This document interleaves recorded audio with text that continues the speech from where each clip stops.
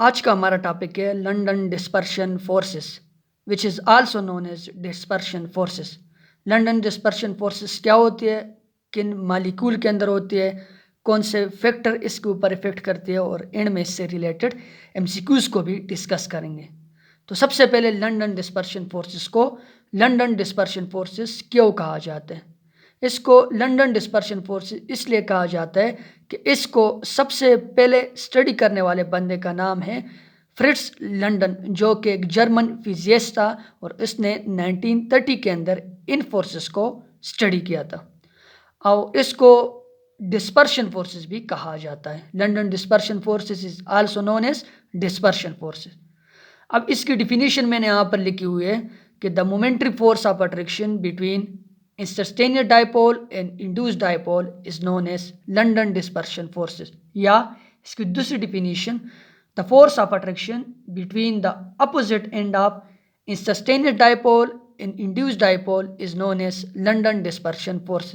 ये जो डिफिनीशन मैंने यहाँ पर लिखी हुई है इसको मैं यहाँ एग्जाम्पल से समझा के फिर इसके साथ रिलेट करूँगा कि इंस्टेंटेनियस डायपोल क्या होता है और इंड्यूस्ड डायपोल क्या होता है। अब इसकी एग्जिस्टेंस जो है ये London dispersion forces all type of molecule के अंदर एग्जिस्ट करते हैं, लेकिन स्पेशली ये नॉन पोलर मालिक्यूल के अंदर होती है, क्योंकि ये जो पोलर मालिक्यूल है उनके अंदर तो डायपोल डायपोल फोर्सेस भी हो सकती है और हाइड्रोजन बॉन्डिंग भी हो सकती है, लेकिन ये जो नॉन पोलर मालिक्यूल है इनके अंदर सिर्फ और सिर्फ लंदन डिस्पर्शन फोर्सेस ही एग्जिस्ट करती है और साथ में पोलर मालिक्यूल के अंदर भी एग्जिस्ट करती है। जिस तरह कार्बन डाइऑक्साइड है, हाइड्रोजन है, नाइट्रोजन है और नोबल गैसेस। और सबसे पहले फ्रिट्ज लंदन ने इन नोबल गैसेस को स्टडी किया था और उसमें उसने हीलियम के मालिक्यूल को लेकर उसको स्टडी किया था और उस स्टडी करने के बाद एक अलग टाइप ऑफ फोर्सेस जो कि डायपोल डायपोल फोर्सेस और हाइड्रोजन बॉन्डिंग से भी डिफरेंट थी, तो उसको उसका नाम दिया लंदन डिस्पर्शन फोर्सेस। तो डिटेल से इसको देखते हैं। लेट अस कंसिडर हमारे पास ये हीलियम का मालिक्यूल है, एक हीलियम का एटम ये और दूसरा हीलियम का एटम ये है। अब ये जो हीलियम एटम के न्यूक्लियस है इसके इर्द गिर्द जो इलेक्ट्रॉनिक क्लाउड है ये एक सिमेट्रिकली डिस्ट्रीब्यूट होता है, यानी एक सिमेट्रिकल होता है, सिमेट्रिक वाइज डिस्ट्रीब्यूशन होती है। जब हम एक एटम को दूसरे एटम के करीब लेके आते हैं, फॉर एग्जांपल हम इनको प्रेशर लगाकर इनको करीब लेके आते हैं, प्रेशर लगाने से जैसे ये दो एटम एक दूसरे के करीब आएंगे तो इसका इलेक्ट्रॉन और इसका इलेक्ट्रॉन, इसका न्यूक्लियस और इसका न्यूक्लियस, इलेक्ट्रॉन और इलेक्ट्रॉन के दरमियान एक repulsive force of attraction create हो जाएगी, फोर्स ऑफ रिपल्शन क्रिएट हो जाएगी। जब ये इलेक्ट्रॉन और ये इलेक्ट्रॉन एक दूसरे के करीब आएंगे तो ये इस इलेक्ट्रॉन को रिपेल करेगा और ये इस इलेक्ट्रॉन को रिपेल करेगा, यानी इलेक्ट्रॉनिक क्राउड जो है ना वो डिस्ट्रीब्यूट हो जाएगी अपोजिट साइड पे। ये प्रोटॉन और प्रोटॉन यानी न्यूक्लियस और न्यूक्लियस एक दूसरे के करीब आ जाएंगे और इलेक्ट्रॉन एक दूसरे से दूर चले जाएंगे और किसी इंस्टेंट के लिए ये एक डायपोल क्रिएट हो जाएगा। डायपोल यानी एक पोल मॉलिक्यूल क्रिएट हो जाएगा। डायपोल वो होता है जिसके दो एंड हो जाते, यानी इलेक्ट्रॉन ने इलेक्ट्रॉन को रिपेल कर दिया, एक इलेक्ट्रॉन इस साइड पे, इसके जो इलेक्ट्रॉन थे वो इस साइड पे आ गए और इसके इलेक्ट्रॉन इस साइड पे आ गए, यानी इलेक्ट्रॉनिक डिस्ट्रीब्यूशन हो जाएगी। इलेक्ट्रॉन एक साइड पे हो जाएंगे और न्यूक्लियस दूसरी साइड पे हो जाएगा और किसी शॉर्ट इंटरवल के लिए यहाँ पर डायपोल क्रिएट हो जाएगी। सिमिलरली इस एटम के अंदर भी डायपोल क्रिएट हो जाएगी। ये डायपोल किस वजह से क्रिएट हो गई? ये डायपोल इलेक्ट्रॉन के रिपल्शन से क्रिएट हो गई। अब जब दूसरा एटम आएगा, ये इसके डायपोल, इस मालिक्यूल का ये जो इंस्टेंटेनियस डायपोल है, यहाँ पर इसके यानी न्यूक्लियस है, पॉजिटिव चार्ज आ गया यानी न्यूक्लियस है और ये इसके इलेक्ट्रॉन है। तो ये जो दूसरा जो एटम है इसके यहाँ पर इलेक्ट्रॉन हो जाएंगे। अब ये इलेक्ट्रॉन और यहाँ पर न्यूक्लियस है, तो इलेक्ट्रॉन और न्यूक्लियस तो एक दूसरे को अट्रैक्ट करेंगे, तो अट्रैक्शन से यहाँ पर इसका जो इलेक्ट्रॉन है वो इस साइड पे आ जाएंगे और ये जो न्यूक्लियस है ये दूसरी साइड पे चला जाएगा। ये इसका इलेक्ट्रॉन एक साइड पे आएंगे क्योंकि इसका न्यूक्लियस इसको अट्रैक्ट कर रहा था, तो इलेक्ट्रॉन इस साइड पे आ गए और इसका जो न्यूक्लियस है यानी पार्शियल पॉजिटिव चार्ज जो एटम है वो दूसरी साइड पे चला जाएगा। अब ये जो डायपोल क्रिएट हुआ था यानी इंस्टेंटेनियस डायपोल, इसने ये जो दूसरा एटम है इसके अंदर भी डायपोल क्रिएट कर लिया। अब इंस्टेंटेनियस डायपोल और ये इंड्यूस्ड डायपोल क्रिएट हो गया। किस वजह से क्रिएट हो गए? कि इसके प्रोटॉन ने इसके इलेक्ट्रॉन को अपनी तरफ अट्रैक्ट कर लिया, इलेक्ट्रॉन इस साइड पे आ गए, प्रोटॉन इस साइड पे आ गए, ये मैंने एक डायपोल बना लिया। अब ये इंसस्टेनेड डायपोल था और ये इंड्यूस्ड डायपोल था। इंसस्टेनेड डायपोल का पॉजिटिव एंड ने दूसरे के अंदर इलेक्ट्रॉन के जो सिमेट्री थी उसको डिस्टर्ब कर लिया। सिमिलरली ये जो दूसरा इंसस्टेनेड डायपोल है, यहाँ पर मैंने लिखा हुआ है इसका नेगेटिव साइड और इसका पॉजिटिव साइड। इसका नेगेटिव साइड क्या करेगा, इसके जो न्यूक्लियस है इसको अपनी तरफ अट्रैक्ट करेगा, ये इसके न्यूक्लियस को अट्रैक्ट करेगा और ये इसके इलेक्ट्रॉनों को अट्रैक्ट करेगा। यहाँ पर इसके ये जो इंसस्टेनेड डायपोल का इलेक्ट्रॉन है और दूसरे एटम के न्यूक्लियस, इसके दरमियान भी एक अट्रैक्टिव फोर्स क्रिएट हो जाएगी, यानी प्रोटॉन एक साइड पे आ जाएंगे, न्यूक्लियस एक साइड पे आ जाएगा और इलेक्ट्रॉन दूसरे साइड पे आ जाएंगे। किसने ये क्रिएट किया, ये इंसस्टेनेड डायपोल ने। अब यहाँ पर ये जो डिफिनीशन मैंने लिखी है इसको मैं यहाँ से डिफाइन करता हूँ, यानी the force of attraction between the opposite end of instantaneous dipole and induced dipole. मैंने अपोजिट बोला है, अपोजिट का वर्ड मैंने इसलिए बोला है कि यहाँ पर ये जो इंसस्टेनेड डायपोल का पॉजिटिव चार्ज था इसने दूसरे के अंदर डायपोल क्रिएट कर लिया, और इसी तरह यहाँ ये जो इंसस्टेनेड डायपोल है इसके नेगेटिव यानी इलेक्ट्रॉनों ने इसके जो न्यूक्लियस है उसको अट्रैक्ट कर लिया, यानी इस इंसस्टेनेड डायपोल का पॉजिटिव पार्ट और इस इंसस्टेनेड डायपोल का नेगेटिव पार्ट ने दूसरे एटम के अंदर डायपोल क्रिएट कर लिया, जिसको हम इंड्यूस्ड डायपोल बोलेंगे। अब ये जो इंसस्टेनेड डायपोल है और इंड्यूस्ड डायपोल है, यहाँ पर एक फोर्स ऑफ अट्रैक्शन क्रिएट हो जाएगी जिसको हम बोलेंगे लंडन डिस्पर्शन फोर्सेज। क्या कहा मैंने कि the momentary force of attraction between instantaneous dipole and induced dipole is known as London dispersion force. Instantaneous dipole वही जो पहले एटमों ने एक दूसरे के अंदर वो डायपोल क्रिएट किया था, अब वही जो इंसस्टेनेड डायपोल है वो दूसरे एटम के अंदर जब डायपोल क्रिएट करेंगे उसको हम बोलेंगे इंड्यूस। ये इंसस्टेनियस और इंड्यूस के दरमियान जब फिर फोर्स ऑफ अट्रैक्शन क्रिएट हो जाएगी इसी को हम बोलेंगे लंडन डिस्पर्शन फोर्सेस, जो कि नोबल गैसेस के अंदर फ्रिट्ज लंडन ने सबसे पहले स्टडी किया था, और हीलियम के मालिक्यूल को उसने एज अ सेंटर रखकर उसके अंदर इसने ये फोर्सेस डिस्कस की थी। अब ये फोर्सेस का कैसे पता चला कि इन मालिक्यूल के अंदर एक दूसरी तरह की फोर्सेस जो ना डायपोल अट्रैक्शन है ना हाइड्रोजन बॉन्डिंग है, और दूसरी तरह की फोर्स ऑफ अट्रैक्शन है जो कि London dispersion forces Fritz London ने बता दिया।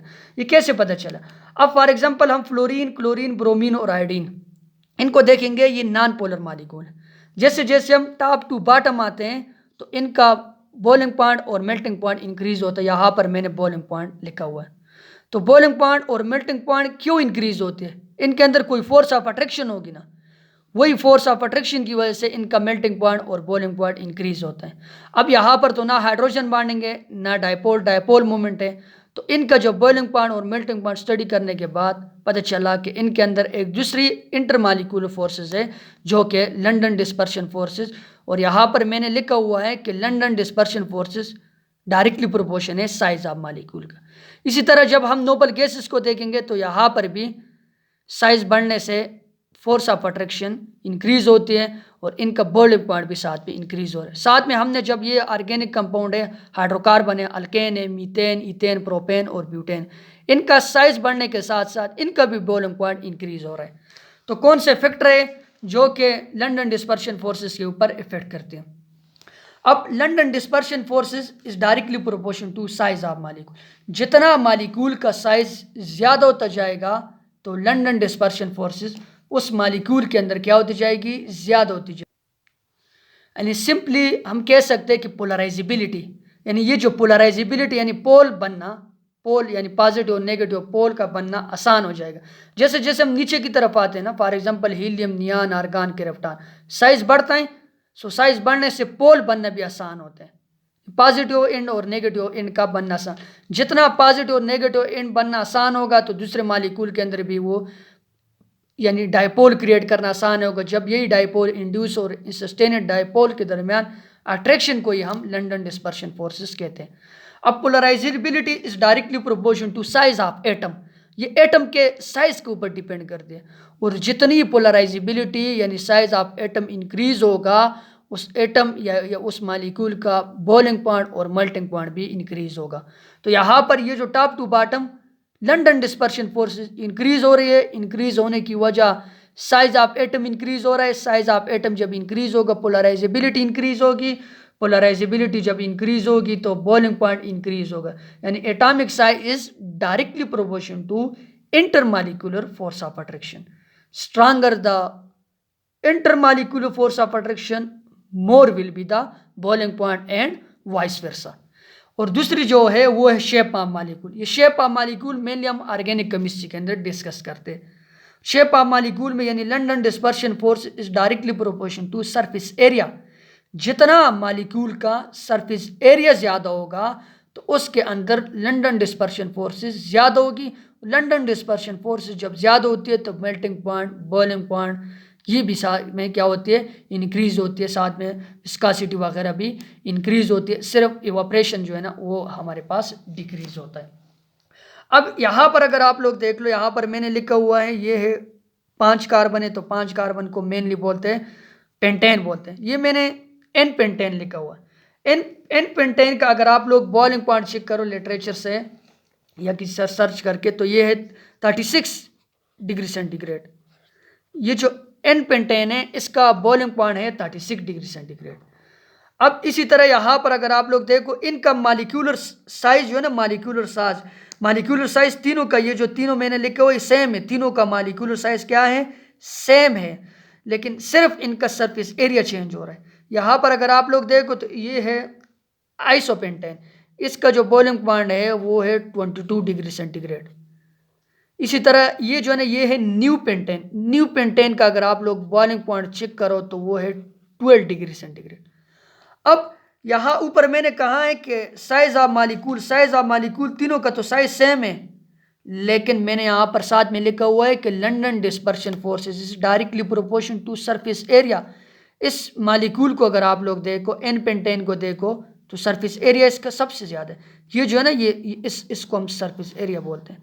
ये सरफेस एरिया हो गया. इसका सरफेस एरिया अगर आप लोग देख लो, ये इसका ये हो गया, और इसका जो सरफेस एरिया देखो, ये सरफेस एरिया, ये सरफेस एरिया, इसका सरफेस एरिया ज़्यादा, इसके बाद कम और इसका सबसे कम. तो सरफेस एरिया के कम होने से लंडन डिस्पर्शन फोर्सेस क्या होती है, कम होती है हमारे पास. तो मैंने ये 2 फैक्टर बताए, एक साइज ऑफ मॉलिक्यूल और दूसरा जो है ना सरफेस एरिया मॉलिक्यूल और पोलराइजेबिलिटी. ये लंडन डिस्पर्शन फोर्सेस के ऊपर इफेक्ट करती है. अब यहाँ पर मैंने एक एमसीक्यूज उठाए 2018 के टका कि weakest London dispersion forces are presented. किस मॉलिक्यूल के अंदर लंडन डिस्पर्शन फोर्सेस सबसे कम होगी, और ये एमसीक्यूज आप लोगों ने खुद सॉल्व करने, क्योंकि इससे पिछली वीडियो में मैंने हाइड्रोजन बॉन्डिंग को डिस्कस किया है.